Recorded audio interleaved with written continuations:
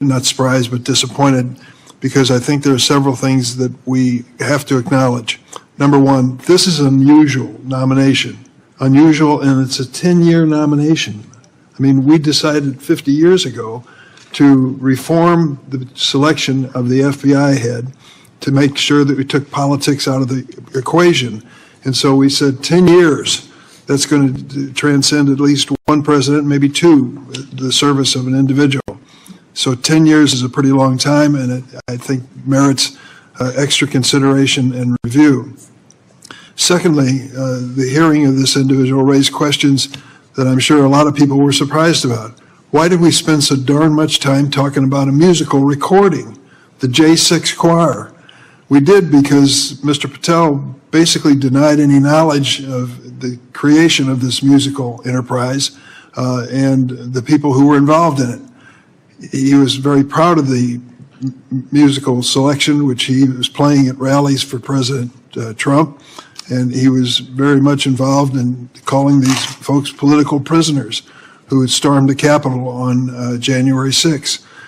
And yet when we asked him about him, he denied that he had any real knowledge of who was involved and what they were doing here. I look at, I'm trying to find one quote. He was on Steve Bannon's show. Mr. Patel claimed he didn't have anything to do with the January 6th prison choir, which includes January 6th rioters who violently assaulted police officers. Here's what he said to Steve Bannon, quote, "We got this idea to record the January 6th prisoners who recite the national anthem every night from the DC prison. Then we took that to the studio, so we mastered and digitized it." I mean, that's a direct contradiction under oath of his involvement. What difference does it make? A recording, come on, Durbin, move on. The recording was of political prisoners who stormed this Capitol and assaulted 140 of our best and brightest and most well-trained people that guard us every single day, the Capitol Police and their DC counterparts. They are trying to, some people are trying to lionize the insidious effort by these thugs who came and stormed the Capitol and were screaming out, "Hang Vice President Pence." I hope that we don't fall into this trap of trying to rewrite history as to what happened on January 6th. That was an atrocious display of political might, and at the expense of some wonderful people who guard us every single day in this Capitol. There are some here who wouldn't, when we went through this hearing, they disparaged the very thought that these people would be pardoned if they were guilty of violence against the police. One of my colleagues here called it absurd and hypothetical.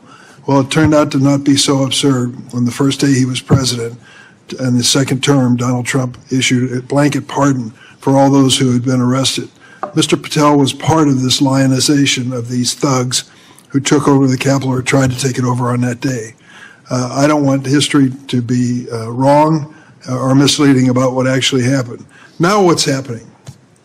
Questionnaires are going out in the Department of Justice and the FBI as to whether individuals serving our country in those agencies were involved in January 6 prosecutions. Yesterday, I met an individual who wants to be the Deputy Attorney General, Todd Blanche. Made a good impression. Some of you probably met him too. He appears to be a well-versed, well-trained attorney. He was personal attorney to President Trump in one of his lawsuits. Back in the day, he was working for the U.S. Attorney's Office in New York. And I asked him, when you started working there, did they let you pick and choose the files you worked on? He said, of course not. You were assigned, particularly if you're low in seniority, you were assigned cases. So I said, to say that a person worked on a January 6th case, if they are new to the agency, is it possible that they were ordered to do that case? He said, it's possible.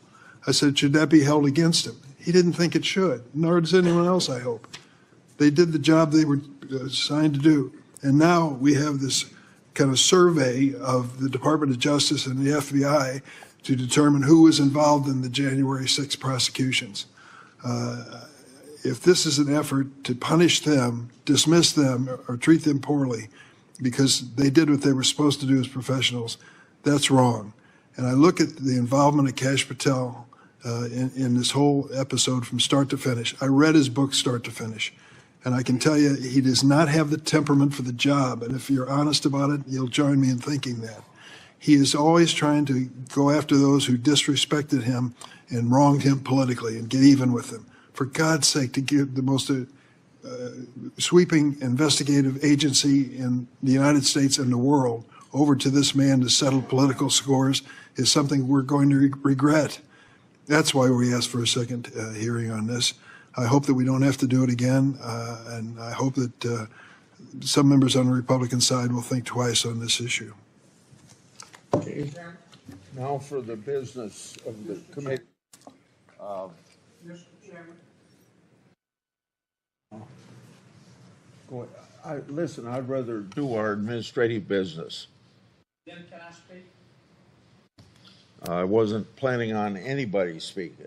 I'd like to respond to what Senator Durkin said. Okay, let's, In that case, I'd like to line up behind Senator Kennedy to speak myself. okay. I'll call on Senator Kennedy when we get done here.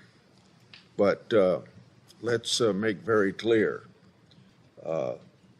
There's plenty of time for any sort of debate you want to do a week from today, right now, to discuss anything you want to discuss.